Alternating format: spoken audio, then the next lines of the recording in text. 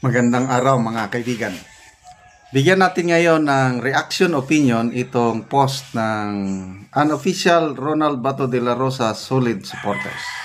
Tungkol ito sa pahayag ni General Torre sa mga Duterte. So ito, Torre, iginiit na hindi niya kaaway ang mga Duterte. Wow, galing. Nilinaw ni PNP Chief Police General Nicolas Torre III na hindi niya personal na kaaway ang mga Duterte matapos siyang tanungin, of course, tanungin ng media, kung bukas ba siyang makipag-ayos sa kanila.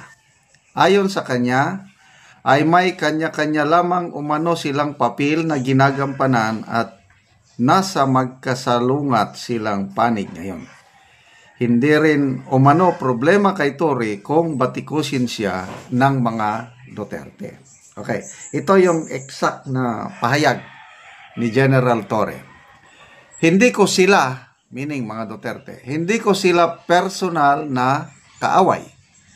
Wala tayong pinipersonal dito. Everything is part of doing our job.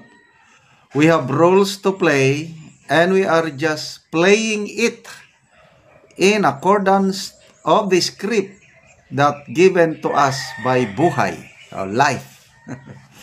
Ito ay isang drama ng buhay na may kanya-kanya tayong papel, may kanya-kanya tayong gagampanan na papel. Okay?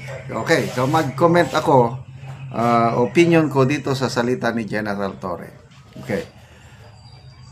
Don't get me wrong, nasaktan ako,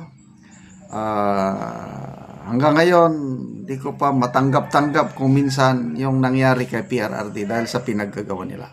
But, itong statement ni General Torre nito, mas maganda pa ang sagot niya kumpara sa sagot ni Pangulong Marcos Jr. So, parehas sila ng tanong Si Katonyeng tinanong, handa ka bang makipag-reconcile sa Duterte? Sabi niya, oo, ayaw ko ng gulo. Ang dami ko ng kaaway. Gusto ko ng mga kaibigan. Wala yun. Hindi ako maniwala doon. Mas okay pa itong sagot ni General Torre na handa ka bang makipag-reconcile? Hindi siya nagsabi ng yes or no. Sinabi niya kung ano yung nasa puso niya. So, General Torre is just being frank and honest sa kalagayan niya. Tama ito. Hindi niya personal na kaaway ang mga Duterte kasi napag-utusan lang siya. Sinunod niya yung utos. So, yon, script. May kanya-kanyang role na ginagampanan at ang kanyang role sa script is sundin ang utos. Yan ang problema. Anong klaseng utos yung sinunod niya? Well, sa paningin nila, sinunod nila ang batas. But, iba rin ang pananaw ng iba. Kaya nga, meron na silang reklamo o kaso nga naisampa sa ombudsman. So, yun lang po. Sa kanya, hindi niya personal na kaaway ang mga Duterte. Maybe, let's believe him. Kailang ang tanong, ang mga Duterte, anong tingin nila kay Torre? Wala lang? O personal na kaaway nila? Example, ako, Duterte ako. Anong tingin ko kay Duterte? Kaibigan o kaaway? Yun ngayon ang masakit. Ang mga DDS, mga millions of supporters ng mga Duterte, anong tingin nila kay Torre? Wala lang? O kaaway na rin? So, yun po, kasabihan, kung anong itinanim, yun din ang aanihin mo. So, trabaho lang, sinunod niya, but ito ngayon ang problema. Si PRRD, narinig ko nung bago si Aristoy, nagsabi niya, baka maging presidente ang anak ko. Kumanda ka, baka balikan ka. Pag nagpresidente si BP Sara 2028, anong gagawin ng mga Duterte, anong gagawin ni VP Sara sa pinapaniwalaan niyang kumidnap sa kanyang ama. Wow, yan ngayon ang ano. So, sige, sumunod ng utos. Ito, example ko lang aking sarili. Inutusan din ako. Tinyente pa ako. Bagong report ako sa Mindanao. Inutusan ako na magkalat. The word nga ginamit is magkalat. Ang ibig sabihin nun, no man's land. May isang barangay na nai-report na supporters ng mga NPA. Kayang mission ko is punta doon, magkalat. Gawing no man's land yung lugar. That was 1985. Anong ginawa ko? Hindi ko sinunod. Kasi kung no man's land, sunugin mo ang lugar, kung may mabutang tao dyan, pasensya ka. Gurgur ka. Ganon ang no man's land.